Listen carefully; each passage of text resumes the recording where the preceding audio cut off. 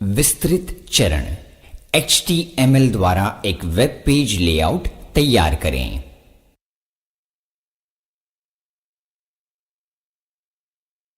एक आसान लेआउट तैयार करने के लिए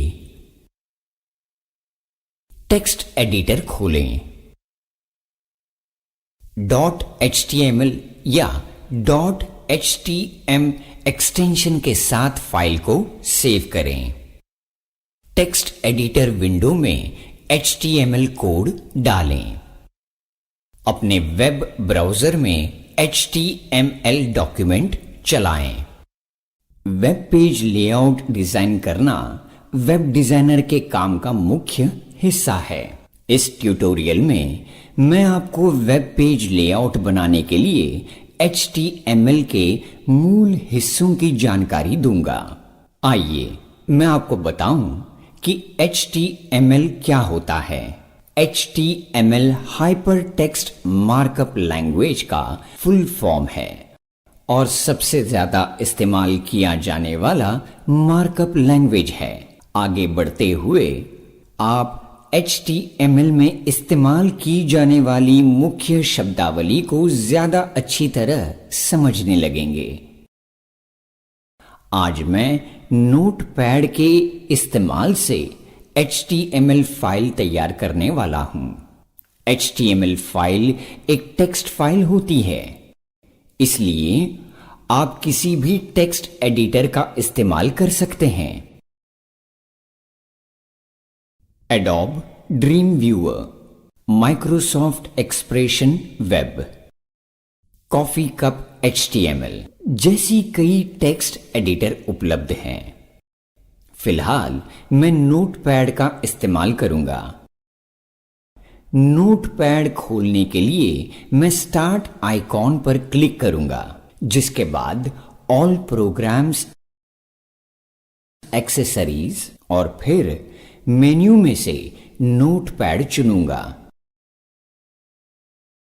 एक खाली डॉक्यूमेंट के साथ नोटपैड विंडो खुलता है। कोड लिखना शुरू करने से पहले मैं फाइल को सेव करूंगा। इसके लिए मैं फाइल मेन्यू का सेव विकल्प चुनूंगा और फिर वह डायरेक्टरी ब्राउज करूंगा जिसमें मैं अपना डॉक्यूमेंट सेव करना चाहता हूं। यहां पर मैंने डेमो नामक नया फोल्डर तैयार किया है।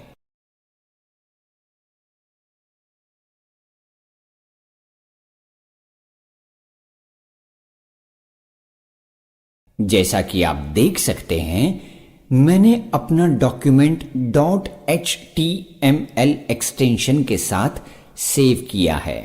विकल्प के रूप में मैं .htm एक्सटेंशन के रूप में भी सेव कर सकता हूं। अब सेव की गई HTML फाइल को किसी भी वेब ब्राउज़र में खोलकर HTML कोड को सक्रिय किया जा सकता है। मैं अपने काम के प्रीव्यू के लिए इंटरनेट एक्सप्लोरर का इस्तेमाल करूंगा।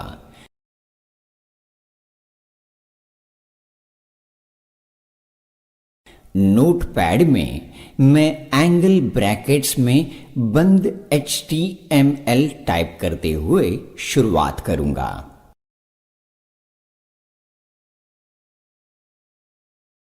एंगल ब्रैकेट्स आपके कीबोर्ड पर मौजूद लेस देन और ग्रेटर देन के चिन्ह हैं।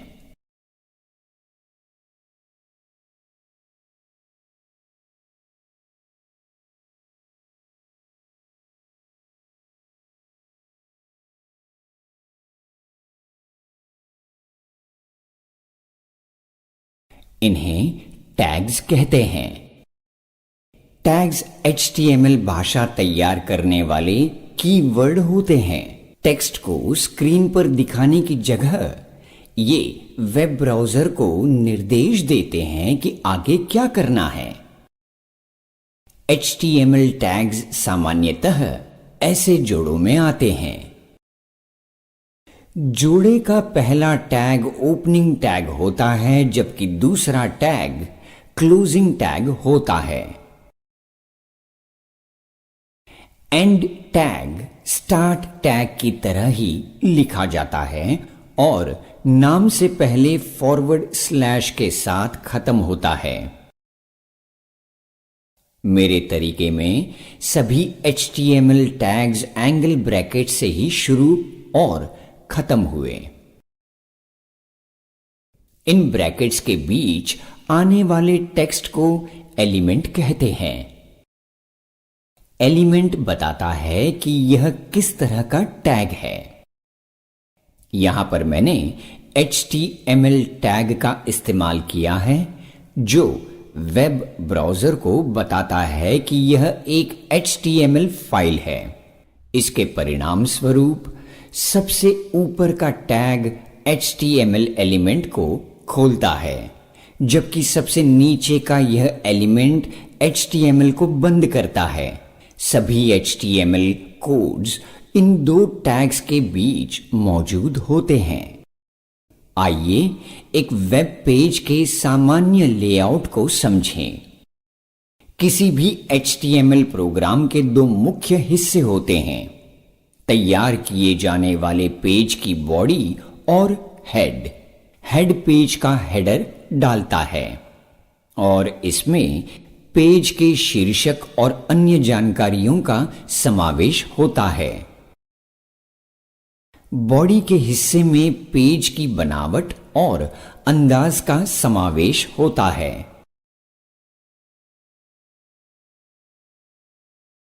हम HTML टैग्स द्वारा बॉडी ही तैयार करते हैं। अब मैं हेडर टैग के भीतर टाइटल टैग तैयार कर रहा हूं।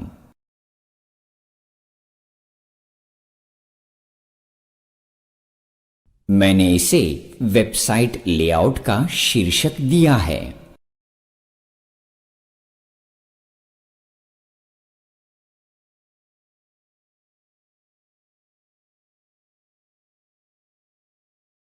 आगे बढ़ने से पहले आइए शुरुआत में आपको दिखाया गया वेब पेज याद करें। क्या आप पत्रिका या अखबार की तरह फॉर्मेट किए गए कई कॉलम्स देख सकते हैं? इस तरह के लेआउट को तैयार करने का एक आसान तरीका है HTML टेबल टैग का इस्तेमाल। टेबल्स की मदद से आप वेब पेज के सभी एलिमेंट्स पोजीशन कर सकते हैं। टेबल को टेबल टैग द्वारा तैयार किया जाता है, जो कि TR द्वारा पंक्तियों में और प्रत्येक पंक्ति TD टैग द्वारा परिभाषित कॉलम्स में बंटी होती है। ये वर्ड प्रोसेसर के टेबल्स की तरह रोज और कॉलम्स की आयताकार संरचना के रूप में होते हैं। आप अलग अलग खानों में पेज के हेडर ग्राफिक्स, नेविगेशन बार और घटक सामग्री को डालते हैं, तो आप अपने वेब पेज लेआउट में टेबल्स का इस्तेमाल करना चाहते हैं। HTML टेबल्स के काम करने का तरीका समझना बेहद आसान है। मेरे ख्याल में आपको दिखाना जरूरी था कि वेब ब्राउज़र द्वारा दिखाए जाने पर टेबल कैसे दिखाई देते हैं, ताकि आप सोच सकें कि अंत में कोड खत्म करने पर यह कैसा दिखाई देगा। प्रत्येक रो TD टैग द्वारा परिभाषित डेटा सेल्स में बंटा होता है। TD का अर्थ है टेबल डेटा और इसमें डेटा सेल के घटकों का समावेश होता है। आइए टेबल की अन्य विशेषताओं पर नजर डालें। प्रत्येक टेबल का बॉर्डर होता है, जिस पर बॉर्डर एट्रीब्यूट द्वारा नियंत्रण रखा जा सकता है। इस बार मैं बिना बॉर्डर का टेबल दिखाना चाहूंगा, इसलिए मैंने वैल्यू को 0 पर रखा है। बगल के सेल्स के बीच की दूरी पर नियंत्रण के लिए हम सेल स्पेसिंग एट्रीब्यूट का इस्तेमाल करते हैं, मैंने वैल्यू को 0 पर सेट किया है क्योंकि मुझे सेल्स के बीच कोई दूरी नहीं चाहिए। लेकिन क्या आपने डेटा और सेल तथा सेल्स की बाउंड्री के बीच की दूरी पर ध्यान दिया? इस पर सेल पैडिंग एट्रीब्यूट द्वारा नियंत्रण रखा जा सकता है। लेआउट में मैंने सेल पैडिंग वैल्यू को 0 पर रखा है, जबकि डिफॉल्ट सेल पैडिंग वैल्यू 1 होती है। आप अलाइन एट्रीब्यूट द्वारा हॉरिजॉन्टल अलाइनमेंट पर नियंत्रण रख सकते हैं। मैंने टेबल को वेब ब्राउज़र के बीच में अलाइन किया है। आप विड्थ एट्रीब्यूट द्वारा टेबल की चौड़ाई भी तय कर सकते हैं। टेबल की एक छोर से दूसरे छोर की कुल चौड़ाई तय करने के लिए आप विड्थ एट्रीब्यूट को 1 पिक्सल या 1% मात्रा दे सकते हैं। क्या आपने देखा कि तीसरी रो में मैंने कैसे कई टीडी टैग्स की मदद से 3 कॉलम्स डाले हैं?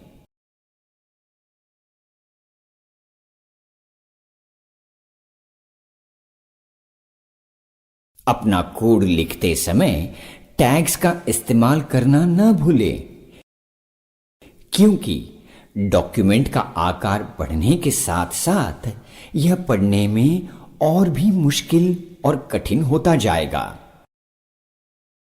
मैं एक एक करके सभी सेल्स को नाम देते हुए शुरुआत करूंगा। यहां पर मैंने पहले सेल को हेडर नाम दिया है। दूसरे सेल का नाम है मेन्यू बार और यह प्रक्रिया इसी तरह आगे बढ़ेगी। आप वेब ब्राउज़र स्क्रीन पर देख सकते हैं कि मैंने पहली, दूसरी और अंतिम रो में सभी टेबल सेल्स को जोड़ दिया है। क्या आप सोच रहे हैं कि मैंने ऐसा कैसे किया? सिर्फ 2 या सभी कॉलम्स को जोड़ने के लिए मैं टीडी टैग में कोलस्पैन एट्रीब्यूट का इस्तेमाल करता हूं।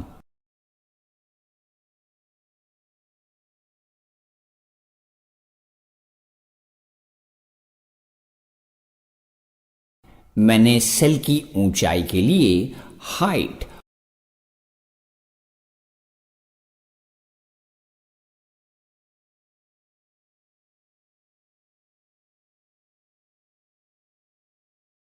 और बैकग्राउंड के रंग के लिए बीजी कलर जैसे एट्रीब्यूट्स का इस्तेमाल किया है।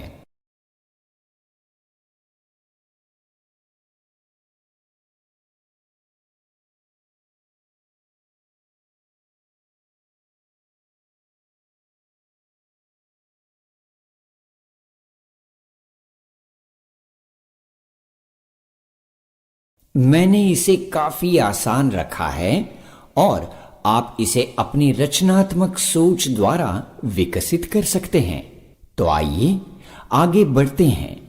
हमारे पास पूरा वेब पेज लेआउट कोड तैयार है। इसे पूरा करने से पहले अब हम एक और काम करेंगे, जो है डॉक्यूमेंट को एक बार फिर सेव करने का। क्या आप देखना चाहेंगे कि अंतिम लेआउट कैसा दिखता है? आइए उस फोल्डर को खोलें जिसमें HTML डॉक्यूमेंट मौजूद है। मैं डॉक्यूमेंट पर डबल क्लिक करता हूं और यह तैयार है।